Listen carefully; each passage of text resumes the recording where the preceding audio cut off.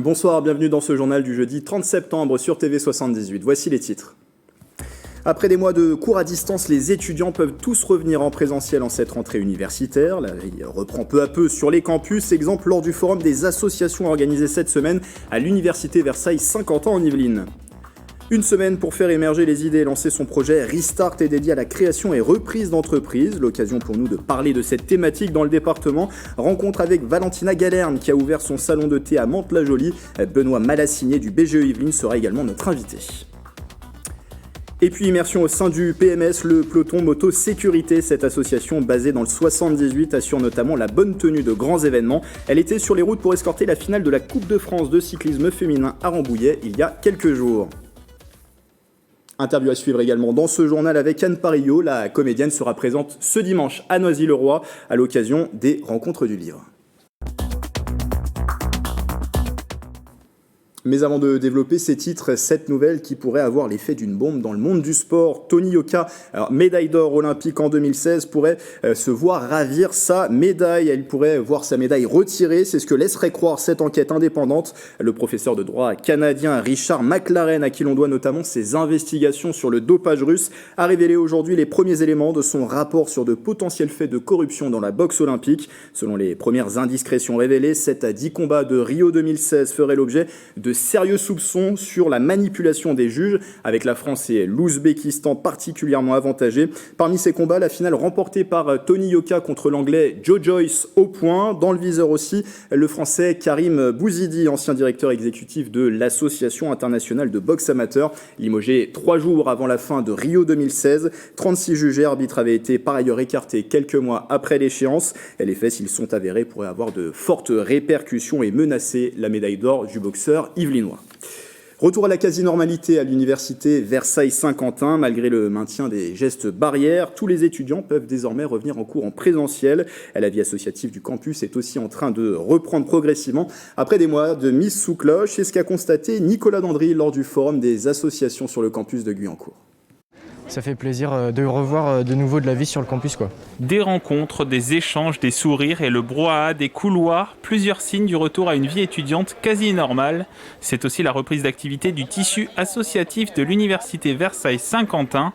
Exemple avec l'association ICAR, spécialisée sur les questions écologiques. Elle propose des activités autour de jardins partagés, de paniers légumes bio ou encore une recyclerie de vélos. On va réparer nos anciens vélos, mais également on va en acheter et en vendre ensuite aux étudiants pour promouvoir une mobilité verte, plus verte. Une quarantaine d'associations sont proposées aux étudiants de l'UVSQ, une atmosphère joviale ressentie jusqu'à l'administration de l'université. Je trouve que les étudiants sont très chaleureux et je pense qu'ils sont vraiment contents de rééchanger avec nous, comme nous on peut l'être avec eux. C'est vraiment ce qui m'a le plus frappé, plutôt on sent un apaisement et de la joie d'être ensemble. Cette rentrée 2021, c'est aussi le retour des cours en amphithéâtre. C'est le cas de ces étudiants en Master 1 Parcours Évolution technologique organisationnelle et stratégique, un plaisir général. Quand tu es près d'une personne, il y a plus une connexion qui se passe, un flux. Et derrière nos écrans, ça c'était pas possible parce qu'une fois le cours se terminait, on éteignait nos ordinateurs et puis voilà. En présentiel, nous sommes en apprentissage actif, donc on apprend plus efficacement, on apprend mieux. Contrairement à ce que l'on faisait avant en distanciel, c'était de l'apprentissage passif. D'une manière générale, ils sont contents de se retrouver, d'être à nouveau en cours, d'être à nouveau ensemble. On les sent plus actifs, plus à l'écoute. Durant le premier semestre, ces élèves ont 20 heures de cours magistral en présentiel sur le management. Dans l'actualité également, l'extension du pass sanitaire ce jeudi 30 septembre aux adolescents. Les mineurs d'au moins 12 ans devront désormais présenter un QR code valable pour accéder à certains lieux et événements, cinéma, salles de sport, associations sportives, piscines et restaurants. Pas d'obligation à l'école, mais le pass sera exigé pour toute sortie scolaire dans des sites accueillant du public, sauf créneaux réservés aux élèves uniquement. 5 millions de jeunes sont concernés par la mesure. 64% des 12-17 ans ont été à ce jour complètement vaccinés d'après les données du gouvernement. La nouvelle mobilisation des opposants à la vente du domaine de Grignon, associations, syndicats et étudiants se sont rassemblés cet après-midi devant le ministère de l'Agriculture à Paris avec la présence de plusieurs élus politiques. L'objectif, demander des explications à l'État suite à la vente du domaine, ce berceau de l'agronomie française, au promoteur immobilier Altarea Cogedim. Un recours contre la cession a été déposé par l'association Grignon 2000 qui porte un projet alternatif et notamment cette création sur place d'un centre agronomique international. La vente du domaine qui pourrait être retardée suite à des révélations de Mediapart. C'est Mediapart qui a fait ces révélations cette semaine, en cause un article du Code de l'urbanisme qui n'aurait pas été respecté.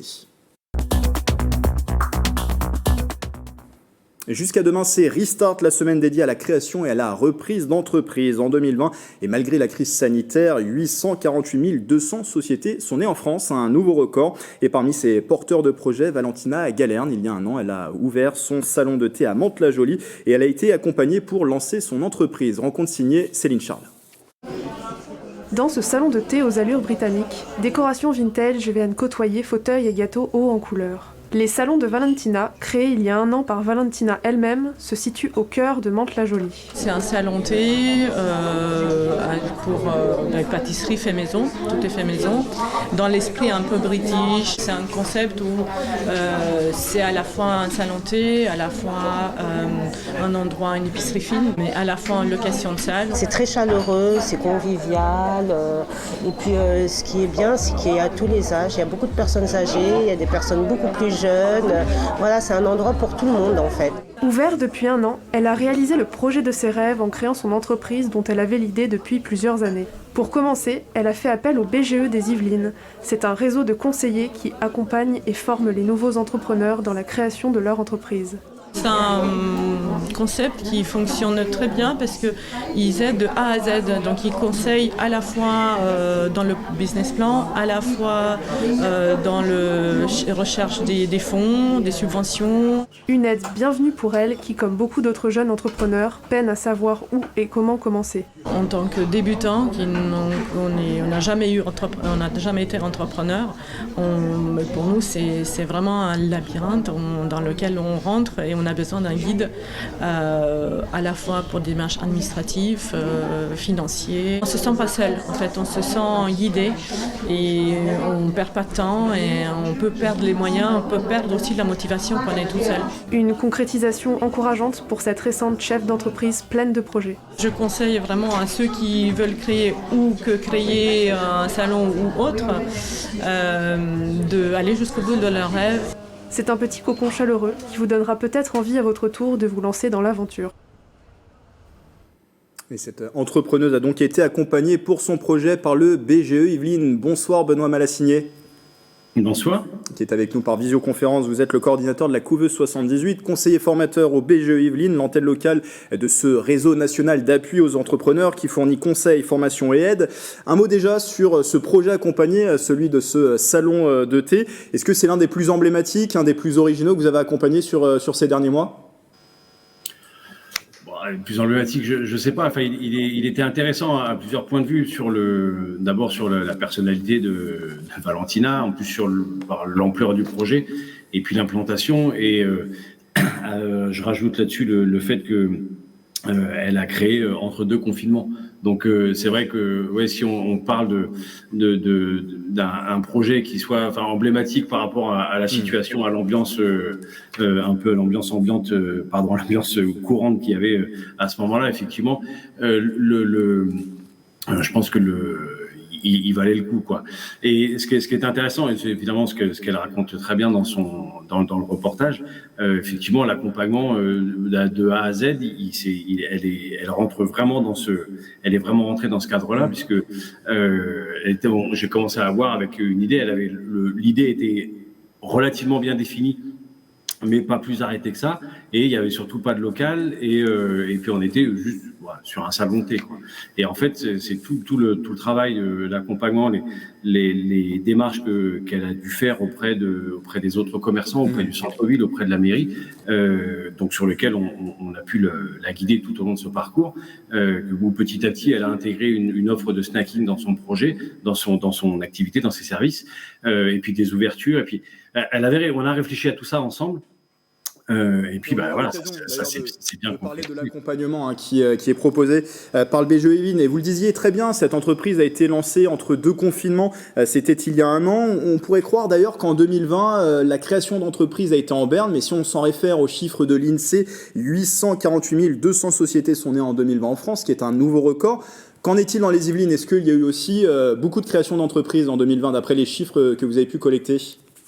Oui, ben, les chiffres avaient suivi exactement la même tendance sur 2020. Et on avait discuté avec vous de ça, d'ailleurs, je crois, il y a à peu près un an tout juste. Et on avait évoqué notamment le fait que la création d'entreprises sur la période des confinements successifs a été finalement boostée, enfin a considérablement continué à augmenter et boostée notamment par tous les services, par toutes les entreprises, petites entreprises de services de colisage et de dépôt qui est lié à toute la digitalisation des entreprises qui s'étaient mis à faire de la livraison, des choses à emporter ou des click and collect. Et donc il y avait, enfin, tous ces services-là qui ont été très nouveaux, qui sont apparus très rapidement. Ça a fait un effet accélérateur pour beaucoup d'entreprises qui sont passées à des services comme ça de livraison, ce qu'ils n'avaient pas forcément imaginé. Et pour ça, ils avaient besoin de s'appuyer sur des réseaux de livreurs notamment, par exemple là, sur cet exemple-là. Et c'est vrai que ça a beaucoup boosté les chiffres de la création d'entreprises, quoi. Je rappelle d'ailleurs qu'on est en pleine semaine de la création de la reprise d'entreprise, une semaine lancée par Pôle emploi Restart. Du coup, les effets, vous êtes un peu avancé sur cette question, mais les effets, vous l'avez dit, il y a des process aussi qui ont changé pour les entrepreneurs. Les effets de la crise sanitaire, est-ce que ça a pu peut-être ralentir aussi les démarches de création d'entreprise? Est-ce que ça a ralenti les processus? Alors, mais je dirais que ça peut parfois même de manière un peu favorable ralentir les processus, quoi. Parce que certaines personnes se sont dit, je vais pouvoir disposer de plus de temps pour me poser des questions sur mon projet. Donc, ça sert à rien de se dépêcher, puisque là, il y a la situation sanitaire, il y a la crise, il y a les confinements, on n'en est pas sorti, je sais pas comment ça va se passer, etc. Donc, face à ça, on dit, on va en profiter pour temporiser un petit peu et puis prendre un peu plus de temps pour se poser sur son projet, puis pour échanger peut-être un peu plus et un peu plus profondément sur les idées de produits, les idées de services, ou toute la recherche de nouvelles idées qu'il pourrait y avoir pour un projet. Donc le process, il est le même, il est toujours le même, et ça fait des années qu'il est le même, et je pense qu'il est encore le même pour quelques années. Mais par contre, effectivement, là où ça a changé, c'est que beaucoup de personnes ont un peu temporisé et donc ont pris plus le temps de mûrir leur idée, quoi. Vous en avez parlé tout à l'heure, mais très concrètement, quand un porteur de projet vient vous voir, quel accompagnement vous pouvez lui proposer? Alors, l'accompagnement, il consiste à recevoir une personne qui a une idée et une motivation. Donc, une idée, c'est une activité, une motivation, c'est entreprendre. Et donc, on va l'accompagner dans toutes les démarches qu'un porteur de projet a effectuées pour prendre la mesure de la posture de porteur de projet, préparer son projet, passer par bien affiner son idée, ses produits, ses services, faire conduire une étude de marché, traduire tout ça en éléments financiers, en modèles financiers, et puis réfléchir à un modèle économique qui intègre des montages juridiques, fiscaux et sociaux pour que le projet puisse être le plus mûr possible et abouti. Donc les démarches sur de l'accompagnement individuel, c'est de travailler avec la personne sur toutes ces étapes-là, l'aider à passer par toutes ces étapes-là pour qu'elle puisse bien s'approprier ces démarches-là et qu'elle puisse être en capacité, au fur et à mesure qu'on avance dans le projet, à prendre les décisions sur la suite qu'elle veut donner au projet et surtout, une fois que le projet est abouti, qu'elle puisse être en capacité d'aller présenter son projet, le défendre et surtout de lancer l'activité, quoi. Très rapidement, ce qu'on a dépassé, est-ce que les retours sont plutôt positifs une fois qu'on a eu cet accompagnement du BGE 78? Quels sont les retours que vous avez pu avoir? Alors, les retours, je pense qu'il y a un chiffre important qui illustre ces retours-là, c'est que c'est le taux de pérennité, où dans les réseaux d'accompagnement comme ça, le taux de pérennité à 5 ans des entreprises est de 75%. Donc, ça, je pense que ça, c'est vraiment le chiffre important, qui est de dire, en étant accompagné, on optimise, on se prépare bien on se prépare mieux pour son activité, pour lancer son activité, et donc on est plus à même de répondre un petit peu aux différentes problématiques ou questionnements qui peuvent se poser pendant le lancement de l'activité. Et donc, étant plus préparé, étant plus formé, du coup, l'entreprise dure plus longtemps, quoi. Et donc, 75% à 50% de pérennité contre, je crois, 50% au niveau national, quoi. Donc, c'est des chiffres qui parlent, quoi. Merci Benoît Malassinier d'avoir été avec nous. Merci. Du BGE 78, et pour toute information sur le BGE 78, vous avez vu le site internet qui s'est affiché au cours de cet entretien. C'est une première dans les Yvelines et elle est au Chénet-Rocancourt. Une supérette autonome et connectée s'est installée depuis le 26 août dans le quartier de Rocancourt sous la forme d'un container. La marque Boxy y propose 300 références accessibles 24 heures sur 24, 7 jours sur 7. L'entrée se fait grâce à son téléphone. Les produits choisis sont détectés par des capteurs et la facture envoyée directement sur votre smartphone. Une solution éphémère de 2 ans pour les habitants en attendant l'ouverture sur place d'un supermarché prévu en 2023. Les propos recueillis par Antoine Durand.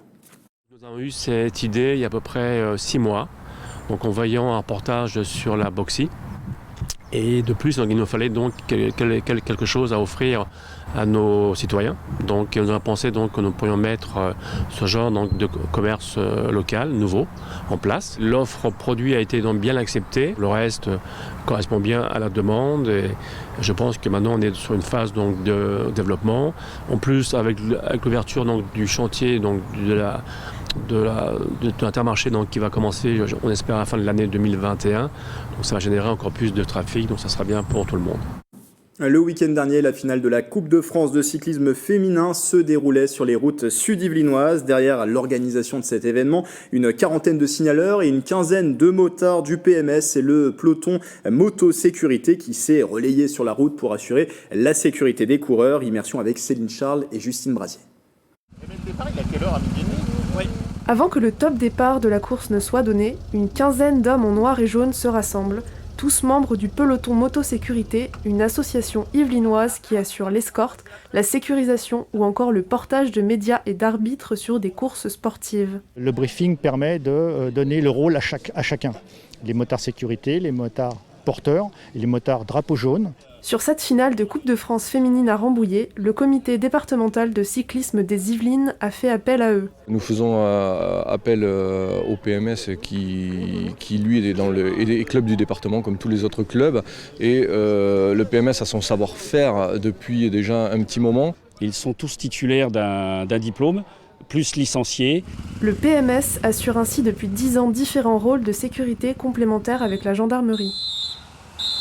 Le rôle va être d'être en complémentaire de la gendarmerie qui, elle, a le pouvoir de police, on va dire, de pouvoir faire stopper les véhicules. Alors là, nous avons un arrêté de priorité temporaire de la route. On a également comme mission le transport d'arbitres et de presse. L'arbitre vous demande d'être un peu devant parce que dès que ça va se lâcher, elles vont partir vite. Tous bénévoles, ils peuvent intervenir plus de 20 fois par an.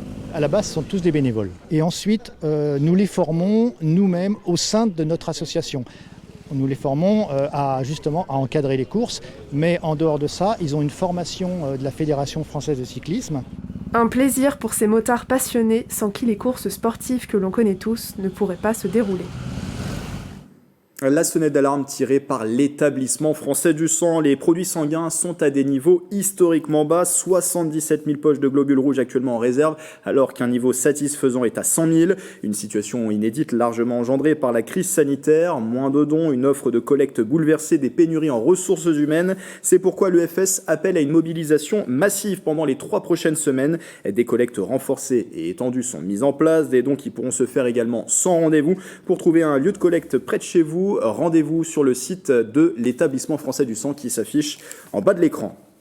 Culture à présent avec les rencontres du livre qui se déroulent ce week-end à Noisy-le-Roi. C'est même ce dimanche. Les amateurs de littérature auront l'opportunité de rencontrer et d'échanger avec plusieurs auteurs. Et parmi eux, Anne Parillot, la comédienne césarisée pour son rôle dans Nikita en 1990, sera présente pour son premier roman, Les Abusés. Son interview avec Bichente Meria Santisteban.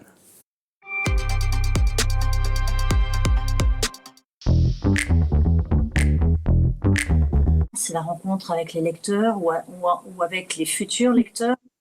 Donc de pouvoir échanger et de pouvoir partager en direct avec des personnes qui ont la possibilité de s'identifier ou de s'approprier l'histoire et le thème que vous avez essayé d'écrire, il y a quelque chose d'une des plus grandes satisfactions pour un auteur, en fait. C'est l'histoire d'une passion dévorante et qui va virer au cauchemar.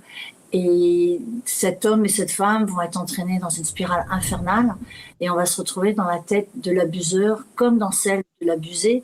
J'ai voulu vraiment qu'on pénètre l'univers, la folie et le déséquilibre aussi du bourreau. C'est d'éveiller les consciences sur le jugement qui pour moi est très réducteur et simplement de démontrer que un abusé comme un abuseur sont des êtres abîmés au départ de la même façon et que la plupart du temps un abuseur a été un abusé. Les rencontres du livre ce dimanche à Noisy-le-Roi. Et puis pour terminer, ces images, celle de Wakati qui est bien arrivé aux Eaux de Thoiry ce mercredi. Ce mâle de 3 ans pèse plus d'1 tonne et vient rejoindre UNESCO et Bruno, 2 autres rhinocéros blancs sur place, débarqués en provenance de la Loire-Atlantique. Il s'appelle bien Wakati et non Wakiti, comme vous l'annonçait TV78 et d'autres médias la semaine dernière. Wakati vient remplacer numériquement Vince, rhinocéros abattu en 2018 par des braconniers pour sa corne. Voilà, c'est la fin de ce journal. Merci de nous avoir suivis et j'en profite pour souhaiter une bonne continuation à Aline Garcin qui était jusque-là votre relais sur les réseaux sociaux. Bonne continuation également à Antoine Durand qui nous a accompagnés tout au long du mois de septembre en rédaction. Belle soirée avec TV78.